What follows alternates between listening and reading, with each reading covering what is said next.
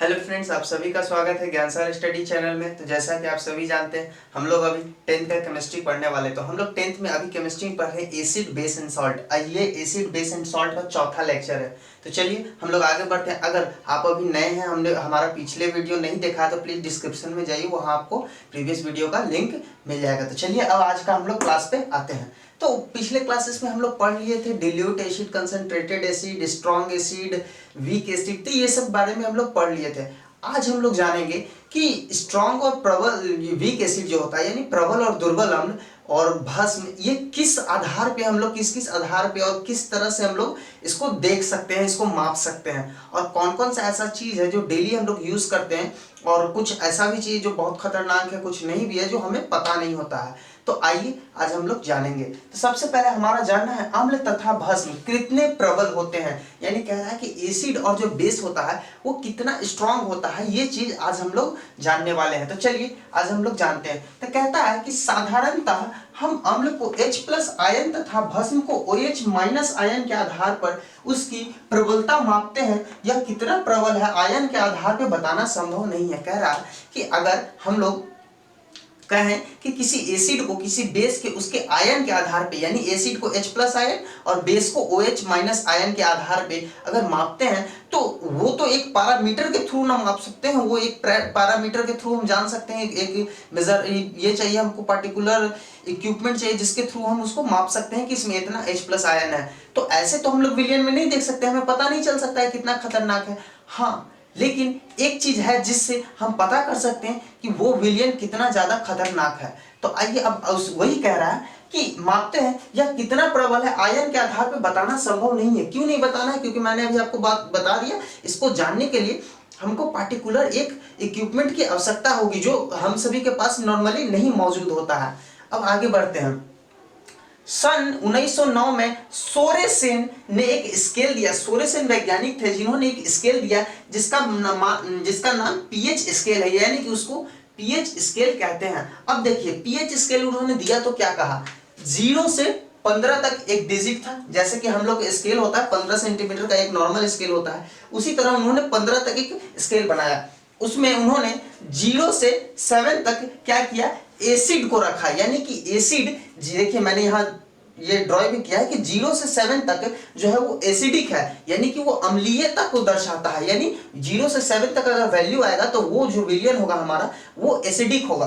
फिर कहता है कि 7 के बाद 15 तक अगर कोई वैल्यू आता है तब हम कह सकते हैं कि वो विलियन हमारा बेसिक है, यानी कि क्षारीय विलियन है। लेकिन 0 से 7 तक, 7 से पहले, 7 पूरा नहीं, 6.9 तक, 9.5 6.99 तक, फिर 7.1 से 15 तक। तो ये एग्जैक्ट 7 पर क्या है, तो एग्जैक्ट 7 पे न्यूट्रलाइज है, यानी कि उदासीन है। एग्जैक्ट 7 जिस भी विलियन का पीएच वैल्यू होगा वो विलियन हमारा उदासीन होगा, यानी उसमें कोई किसी तरह का ना एसिड होगा और ना वो बेसिक होगा। तो चलिए अब आगे हम लोग बढ़ेंगे, इसको देखेंगे धीरे धीरे। फिर कहता है पीएच शब्द 2 शब्द से मिलकर बना है। पी शब्द की व्युत्पत्ति पुटिंज शब्द है एक लैटिन का, जिससे हुआ, जिसका अर्थ पावर होता है। जिसका अर्थ क्या होता है, पावर होता है। यानी कि पी से, ये पीएच स्केल का भी नाम है, जो ये पी और ये एच, ये पी होता है पोटेंज। तो ये पोटेंज, हमें पोटेंज का अर्थ ही होता है, क्या होता है, पोटेंज का अर्थ पावर होता है। और यहाँ जो H+ है, H+ की मात्रा को बताता है कि ये हाइड्रोजन की मात्रा कितना है, यानी कि उसके अंदर मौजूद हाइड्रोजन आयन कितना है। अब कहता है कि फिर तथा H विलियन में, तथा H हाइड्रोजन विलियन में मौजूद हाइड्रोजन आयन की शक्ति को दर्शाता है। यानी कि ये जो H है वो विलियन में मौजूद हाइड्रोजन आयन की शक्ति को दर्शाता है, वो कितना ज्यादा H उसमें हाइड्रोजन आयन है। ठीक, ये हो गया। अब कहता है किसी विलियन में पीएच का मान उसमें उपस्थित H+ आयनों की सांद्रता के लघुगणक का ऋणात्मक होता है। यानी कि किसी विलियन को ले लीजिए, उसका अगर पीएच मान निकालते हैं तो उसका जो लॉगरिथम होगा वो हमारा लॉग जो होगा वो हमेशा निगेटिव में होगा। तो देखिए उसका एक फॉर्मूला है, उसका फॉर्मूला ये है कि पीएच बराबर माइनस लॉग H+ आयन होता है। H+ का ये मतलब होता है कि किसी भी विलियन के अंदर मौजूद H+ आयन जो होता है उसका मोल कितना है उसके अंदर। तो देखिए एक एग्जांपल हमने भी लिया है फिर इसको हम ऐसा भी लिख सकते हैं pH अब बराबर log इंटू 1/H प्लस। ठीक, अब देखिए कह रहा है कि H प्लस की सांद्रता मोल को दर्शाता है। ये H प्लस जो है वो किसको दर्शाता है? मोल को दर्शाता है, मैंने अभी बताया था। ठीक, फिर कहता है शुद्ध जल में H प्लस जो होता है 1 इंटू 10⁻⁷ होता है। तो हम लोग जानते हैं किसी भी संख्या को 1 से मल्टीप्लाई करने पे वही रह जाता है। तब यहाँ पे हमने क्या किया कि pH माइनस लॉग 10⁻⁷ यहाँ इसका H प्लस का वैल्यू रखा। अब वैल्यू रखने के बाद जब इसका कैलकुलेशन करेंगे तो हम लोग को सिर्फ और सिर्फ 7 आएगा वैल्यू। ठीक, तो जब 7 आएगा वैल्यू तब ये 7 वैल्यू आया किसका? शुद्ध जल का। तो हम लोग कह सकते हैं कि जल जो है वो क्या है? न्यूट्रलाइज है, यानी कि उदासीनीकरण है। यहाँ पे देखिए हमने लिखा भी है pH का वैल्यू 7 है, इसका मतलब ये क्या है? न्यूट्रलाइज है। तो यही चीज हम मेनली आपको बताना था कि जो किसी वैल्यू का अगर हमको किसी भी विलियन का हमको pH वैल्यू निकालना हो तो इस फॉर्मूला के द्वारा हम लोग निकाल सकते हैं। अगर मान लीजिए कि कोई विलियन दिया है जिसका हम लोग को H प्लस दे दिया है 1 इंटू 10⁻⁻6, तब इसका वैल्यू क्या आ जाएगा?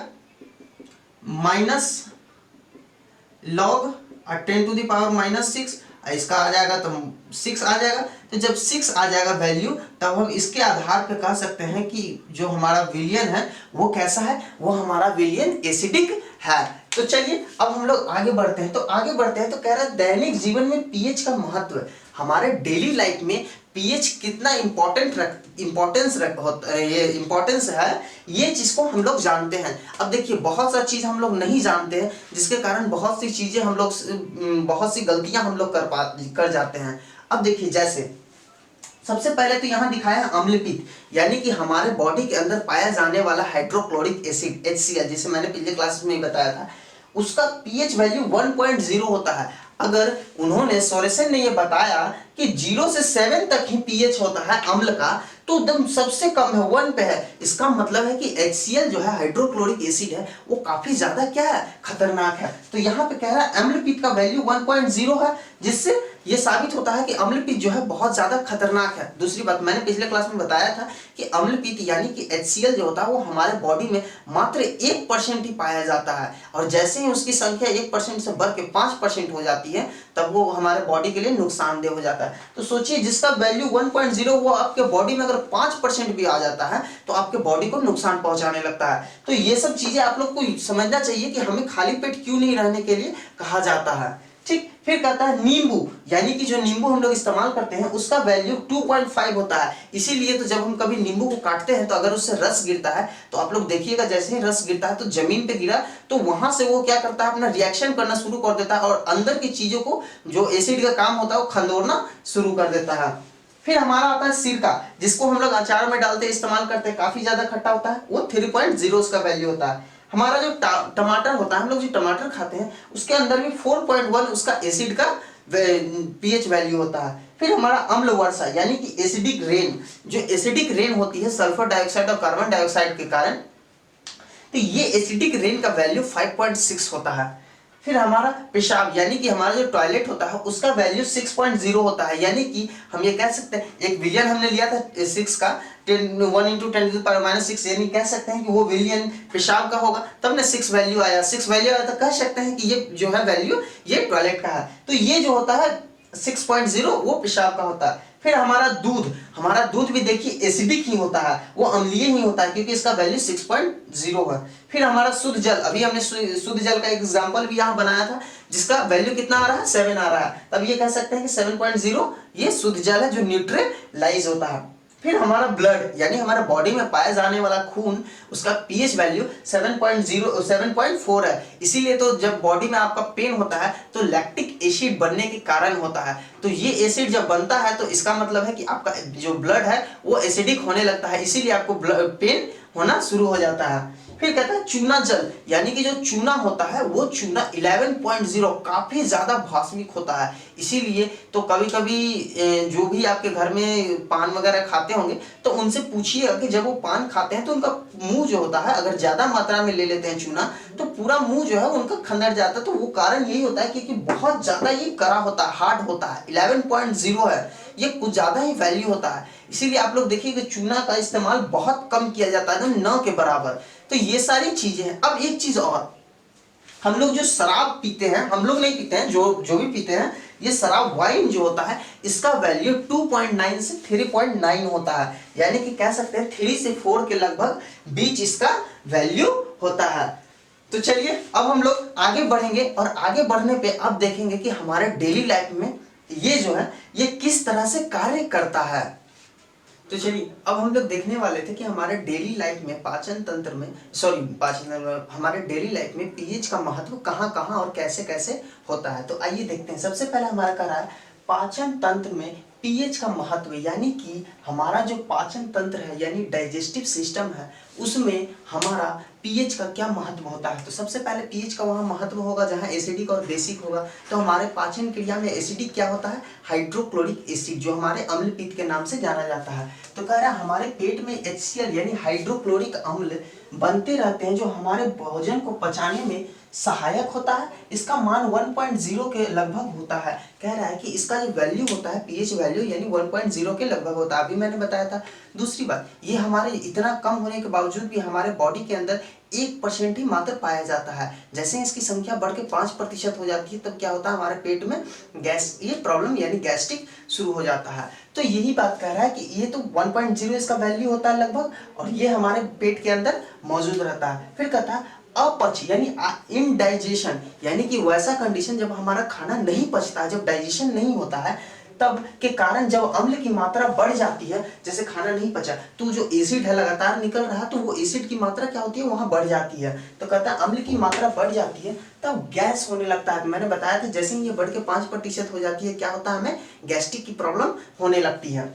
फिर कहता है ऐसे में अम्ल के प्रभाव को कम करने के लिए हल्के भस्म यानी माइल्ड बेस जो हल्का भास्मिक होता है का इस्तेमाल करते हैं, जिसे एंटासिड भी कहते हैं। एंटासिड कहते हैं जैसे देखिए जब हम लोग गैस होता है तो क्या करते हैं, या तो गैस का दवा खाते हैं या फिर हम लोग के घर में बेकिंग सोडा मौजूद होता है जो खाना बनाने वाला सोडा होता है। तो उस सोडा को हम लोग क्या करते हैं हल्का सा लेते हैं, तो उसके कारण भी क्या होता है हमारा गैस जो है वो निकल जाता है। तो वही कह रहा है कि ऐसे अम्ल के प्रभाव को रोकने के लिए हम लोग हल्के भास्मिक को यानी कि उस तरह के सोडा का या फिर दवा जैसे गैस का जो दवा होता है उसका इस्तेमाल करते हैं, जिससे क्या होता है उसका प्रभाव कम हो जाता है। फिर कहता है पीएच परिवर्तन का दांतों पर प्रभाव। कहता है कि जैसे ही पीएच वैल्यू का जब चेंजमेंट होता है तब हमारे दांत पर क्या प्रभाव पड़ता है, आइए देखते हैं। कहता है जब हम शर्करा युक्त यानी कि शुगर, जिसमें शुगर मौजूद हो उस तरह का भोजन करते हैं तब हमारे मुख के अंदर मौजूद बैक्टीरिया द्वारा अपघटित होकर अम्ल बन जाता है।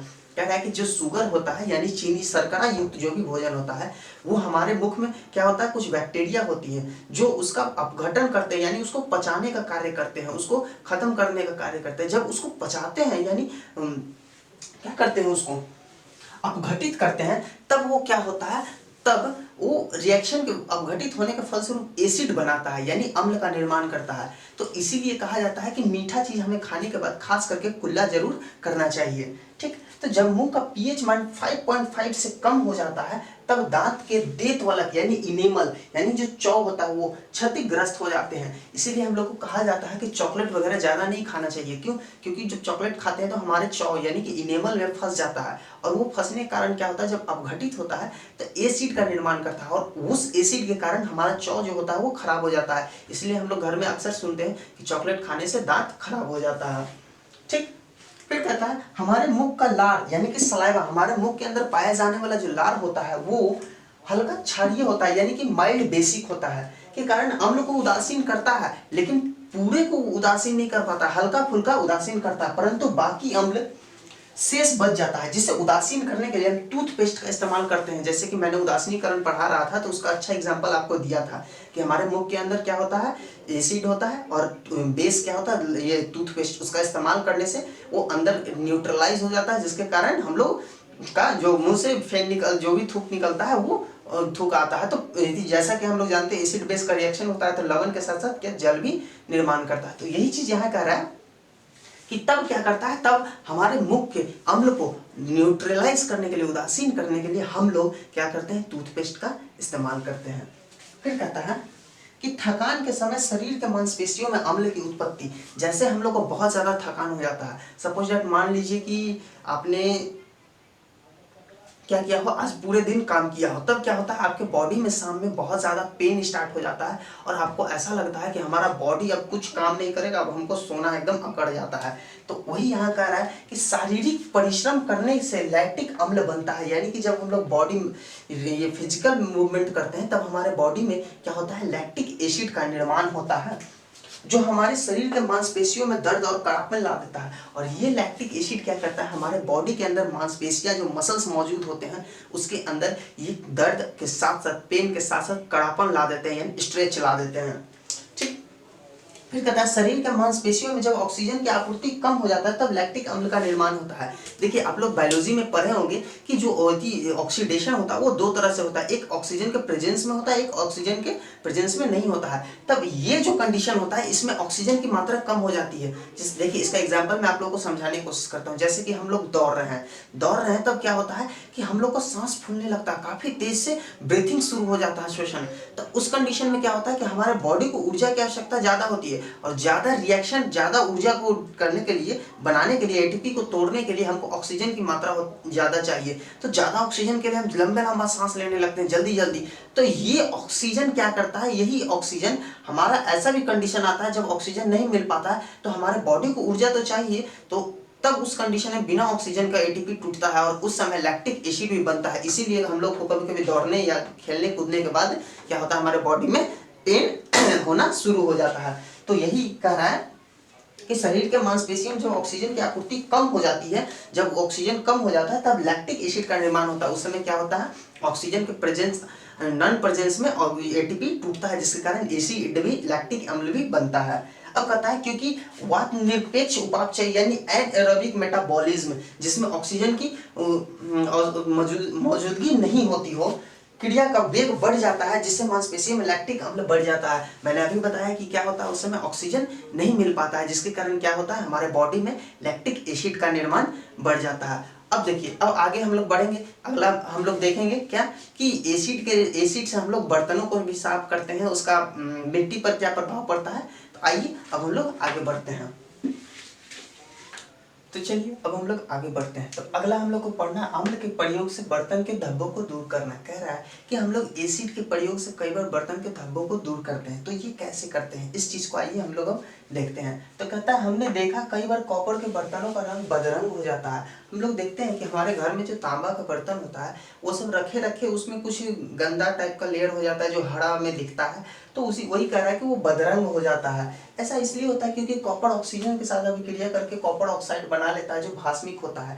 देखिए, एक तो मैंने आपको बताया था कि हमेशा धातु ऑक्सीजन के साथ रिएक्शन करके भास्मिक बनाएगा और अधातु ऑक्सीजन के साथ रिएक्शन करके अम्लीय बनाएगा। तो यहाँ पे कॉपर धातु है तो धातु ऑक्सीजन के साथ रिएक्शन करेगा तो भास्मिक ही बनाएगा, ये तो हम लोग जानते हैं। तो वही कह रहा है कि अभिक्रिया करके कॉपर ऑक्साइड बना लेता है और ये कॉपर ऑक्साइड कैसा होता है, भास्मिक होता है। तो हम लोग जानते हैं ये भास्मिक होता है। अब इसको न्यूट्रलाइज करने के लिए हम लोग क्या करेंगे, एसिड का इस्तेमाल करेंगे। तो वही कह रहा है इस भस्म को नींबू का रस यानी कि सिट्रिक अम्ल के द्वारा रगड़कर भस्म को उदासीन कर लेते हैं, कर दिया जाता है, तब कॉपर सिट्रेट बनता है जो जल के साथ बाहर निकल जाता है। और तब क्या होता है कि जब हम इसको उदासीन करते हैं, जब कॉपर नींबू के सिट्रिक एसिड के साथ कॉपर ऑक्साइड रिएक्शन करता है तब कॉपर सिट्रेट बनाता है और यह कॉपर सिट्रेट क्या करता है, जल के साथ मिलकर बाहर निकल जाता है। तब क्या होता है, बर्तन साफ हो जाता है। तो ऐसा पित्तल के बर्तनों में भी होती है, बहुत सारे कांसा जैसे होते हैं, ये सब बर्तनों में ये सब चीजें होती रहती है। ठीक, अब देखिए, अब एक और एग्जांपल ले लेते हैं। अगर एल्युमिनियम का बात किया जाए तो एल्युमिनियम का क्या होता है, एल्युमिनियम का बर्तन ऑक्सीजन से अभिक्रिया करके ऑक्सीजन एल्युमिनियम ऑक्साइड का निर्माण करता है और ये एल्युमिनियम ऑक्साइड एल्युमिनियम को सुरक्षा प्रदान करता है और उसका मोटा क्या होता है, लेयर होते जाता है दिन पे दिन। ठीक, ये चीज मैं आप लोगों को बता दिया। एक एक्सेप्शन कह सकते हैं कि इसमें ऑक्साइड लगने से क्या होता है, इसकी मजबूती और बढ़ती है। ठीक, मिट्टी का पीएच। अब कहता है कि हम लोग जहाँ खेती करते हैं, जिस जमीन पे हम लोग खेती करते हैं उस जमीन का पीएच वैल्यू कितना होना चाहिए, तो उस जमीन का पीएच वैल्यू 7 होना चाहिए, यानी वो उदासीन होना चाहिए। अब कभी कभी क्या होता है कि अम्लीय वर्षा हो जाता है सल्फर डाइऑक्साइड और ये कार्बन डाइऑक्साइड के कारण।